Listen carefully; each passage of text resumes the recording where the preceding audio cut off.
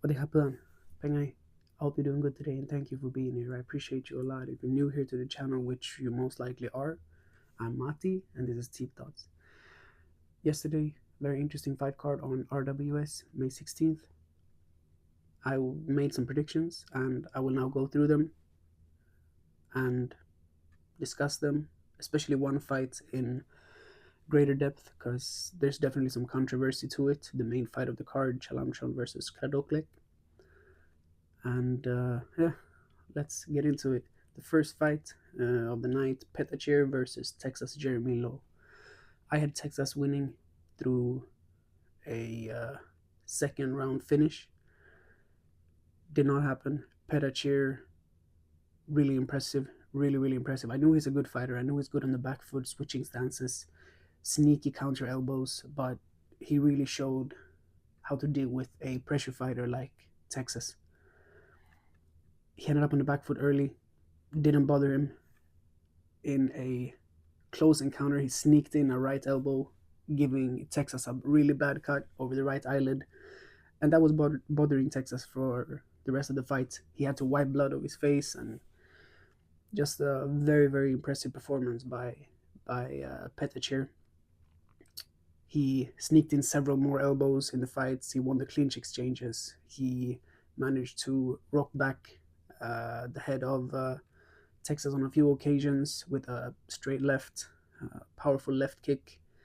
Very impressive performance by Petachir, and I missed that one. But we move on. Second fight of the night was Ahmed El Hamdouni versus Levi Bailey. This one I predicted a unanimous decision by El Hamdouni, and that's what we got. El Hamdouni had a good first round, so did Levi Bailey, but El Hamdouni kind of edged the first round a little bit through his pressure, and I think Bailey was a little bit caught by the moment, if you can say it like that. Even in the corner, his coach was saying to him, like, okay, that was a feeling out or something like that, and now it's go time. And the second round, Levi Bailey came out and performed very well. He hit a bunch of low kicks, really damaging El Hamdouni. He felt more confident. So after 2 rounds, 19-19, 1 round each, draw, final round would decide who was the winner. And El Hamdouni came out there and he did what he should. Very unorthodox, trying some spinning stuff, and quite a difficult fighter to fight against for Bailey, who is more of a traditional fighter. And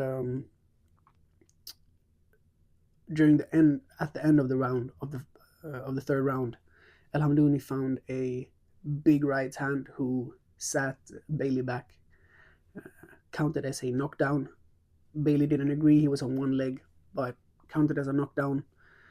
After that, Bailey obviously had to sit El Hamdouni down as well or knock him out, and he did good. He really tried. He pressured. He sneaked in a elbow, I believe, and then a left hook, which rocked El Hamdouni, but he managed to stay on his feet and throw back. And then end of the round, El Hamdouni, clear winner, unanimous decision. I got that one spot on, which good feeling after the first one not going my way. And then on to the third fight of the night, Akram Uchibi versus Albert Campos, rematch from a few months ago, which ended in a draw. And I predicted a split decision Campos. I had a feeling that Campos would manage to neutralize the athleticism and the explosiveness of Uchibi, and he did, but he did it a lot faster than I expected. Already in the first round, he knocked out Uchibi. First through a beautiful switch kick, switching left, couldn't be more perfect. Dropped Uchibi, who showed relentlessness and toughness, stood up, and then a few moments later, Campos obviously smelling the blood, left hook, dropped him again, stood up again. Uchibi, very tough, and then in a situation where I'm not really agreeing that it was a knockdown, but he found another left hook, and then a sneaky right foot kind of swept the leg of Uchibi, and he fell back. But the ref didn't see the sweep, and he counted it as a knockdown. Even if that wouldn't have counted, I don't think it would have made a big difference because Uchibi was very rocked already, and Campos was on the hunt. I do think that it shouldn't have been counted as a knockdown, that one, but it was. And Campos, very impressive. Had lost 3 of his last fights before this one, or lost 3 and then drew against Uchibi.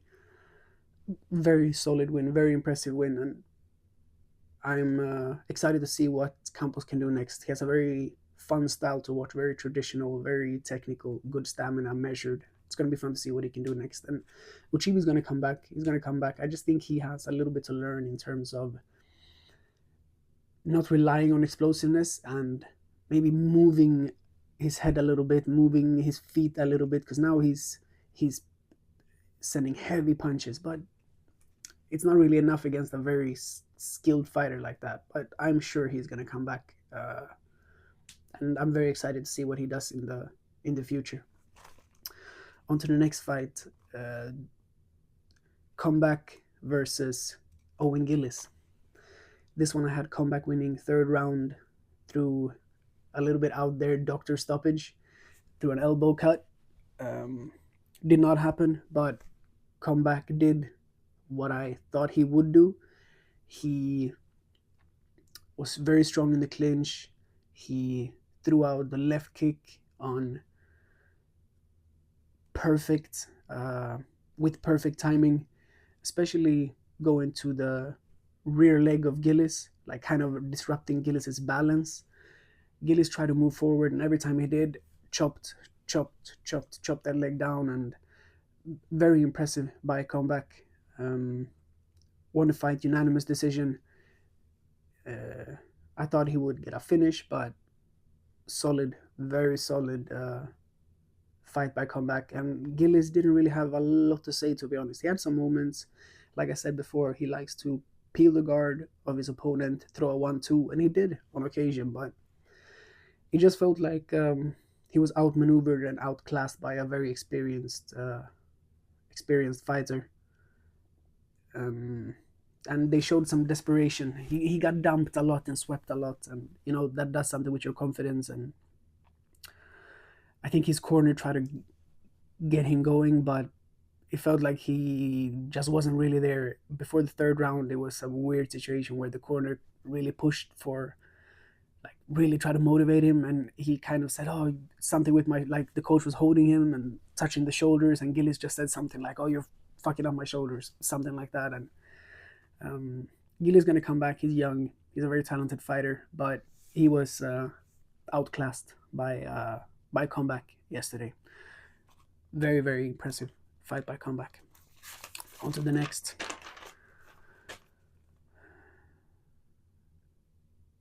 Fight number 5, Kun Suk Noi versus Latmi.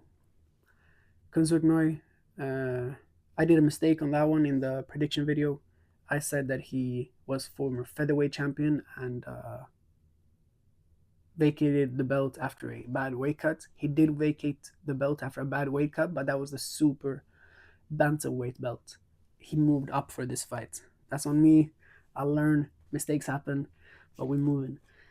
Kun Suk Noi versus Latmi. My prediction was that Kun Suk Noi would win through a third round KO, and that did not happen. But Kun Suk Noi had a masterclass of a performance. In the first round, they were trading a lot of low kicks, and Latmi had confidence. You could see, fearless kid, very talented as well, very tough, extremely tough. They were trading low kicks a lot, but the big difference in that round was that Kun Suk Noi moves, he angles a lot. He kicks, he moves his head, he ducks down under punches, because Latmi throws wild, powerful punches. And Kun Suk Noi, he could see all of them coming.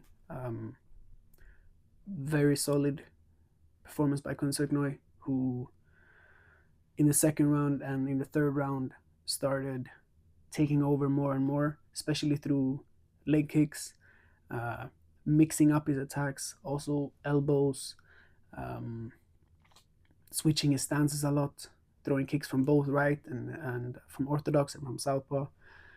Very impressive, very impressive win, and yeah, unanimous decision. Never really any doubt in that. It was nice to see him back after he was hospitalized for a bad weight cut in the last fight, or before the last fight rather, and yeah, very impressive performance by Kun Suk Noi, and I'm excited to see what he can do in the featherweight division because he's gonna fight some killers in that division. But very interesting. I'll actually skip fight number 6, the interim light flyweight championship bout. I'll just skip that one for now and go on to the last one, and then I'll talk more about that. Lastly, fight number 7. The last fight of the night was a fight between Parsa Aminpour and Tide Gannon. I learned how to pronounce the name, Tide Gannon. I predicted Gannon a second round KO, but he did better than I expected. First round, pushed Aminpour back to the ropes and perfectly timed a left knee to the liver that completely shut down Aminpour. Could not get up. Finished. Extremely impressive performance by the 17-year-old Gannon, who I believe is 14-0 now. Won his debut yesterday, and yeah, there's not a lot to say about him except that very exciting fighter. Gonna be extremely fun to see what he can do in the super lightweight division, and extremely impressive. And now, let's talk a little bit about the main bout of the night, the interim light flyweight championship bout title fight between Chalarmchon and Kradooklek. Kradooklek came in late after Duan Cao Cao had to withdraw from the fight. Kradooklek came in a little bit overweight, so he could not win the interim belt anyway. So it was only Chalarmchon who could win it, the reigning minimum weight champion. And the fight started quite evenly, if you can say it like that. I watched the fight again this morning, and the first round is a clear Kradooklek round. I believe he pressured forward, won the exchanges, very clever fighting. Did not let Chalarmchon really think too much. Did not let him cut angles, which Chalarmchon is so good at. He's a typical Muay Femur, trained under one of the best fighters of all time, Samat, and I think that's a key to winning against a fighter like that. You just have to make sure that you don't let him run and control angles and exchanges. And he did. Kradooklek did very well in the first round, teeping, roundhouse kicks. Chalarmchon had his moments, solid 1-2s, sneaky kicks, but yeah, I feel like the first round was clearly for Kradooklek, and so did the judges, 10-9. And from there, it became a little bit more weird, if you want to say it like that.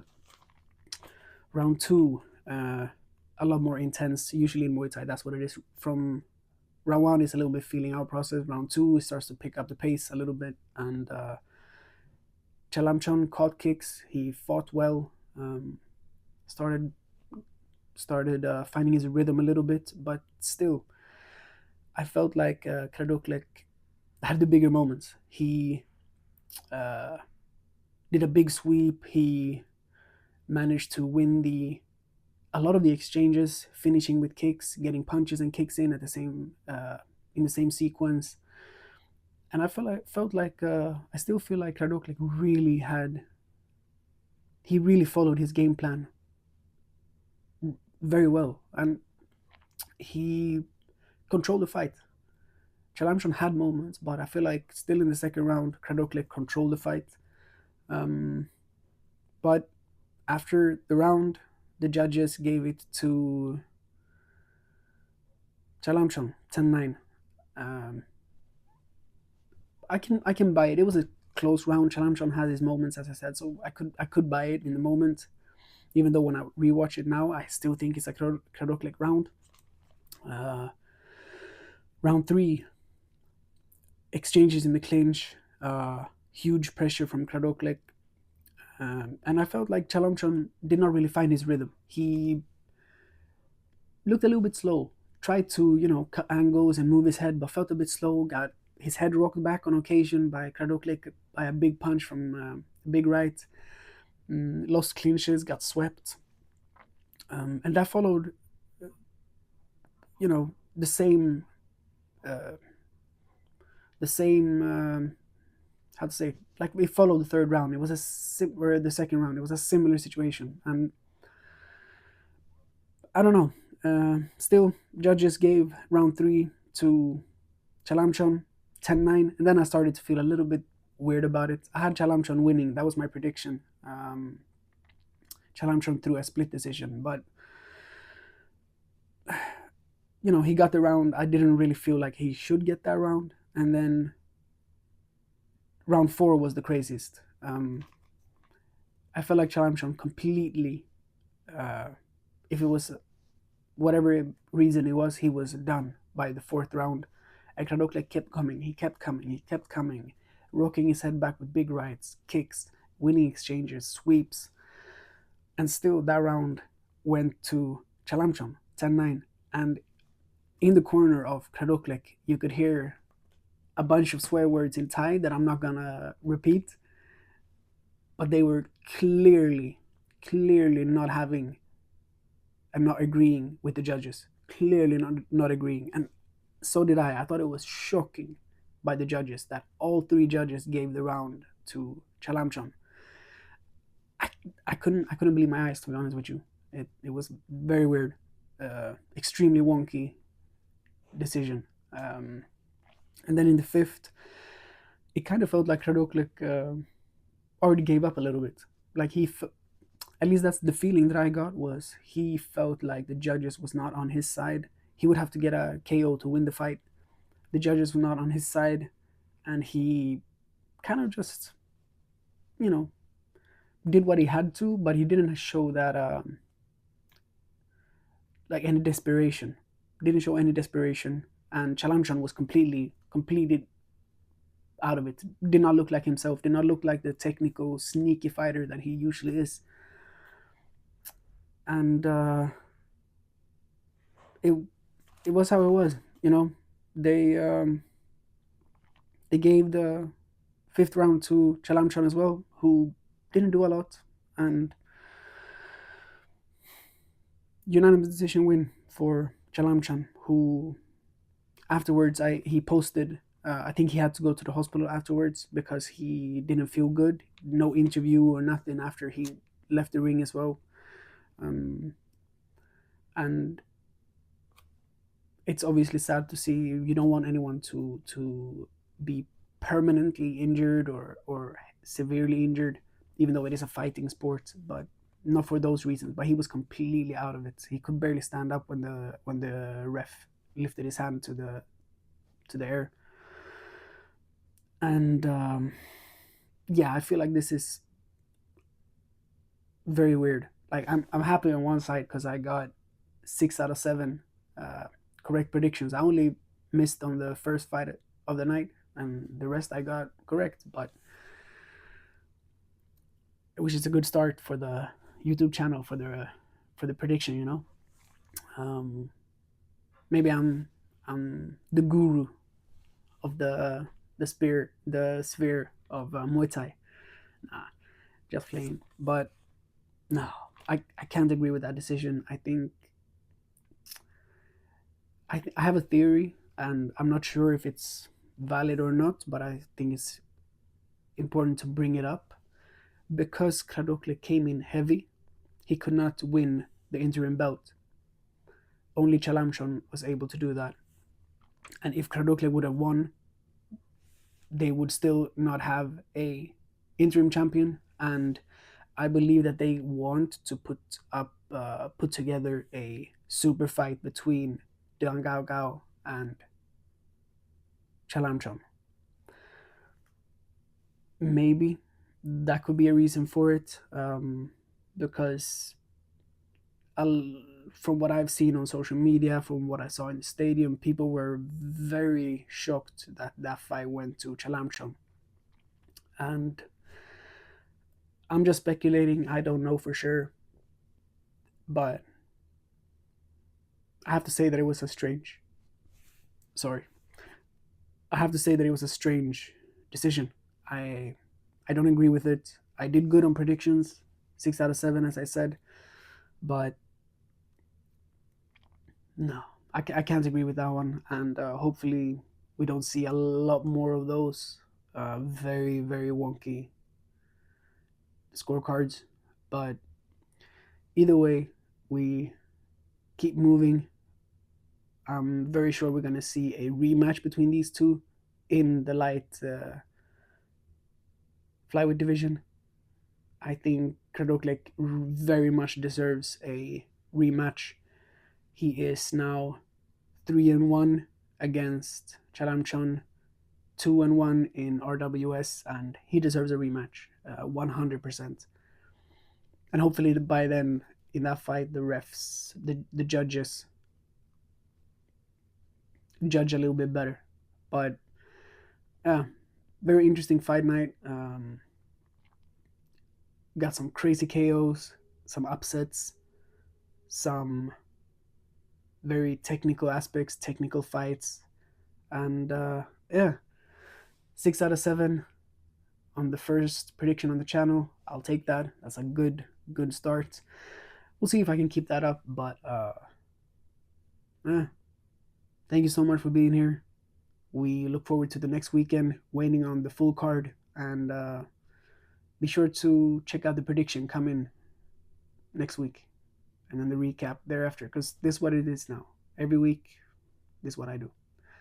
Thank you so much for being here. Appreciate you.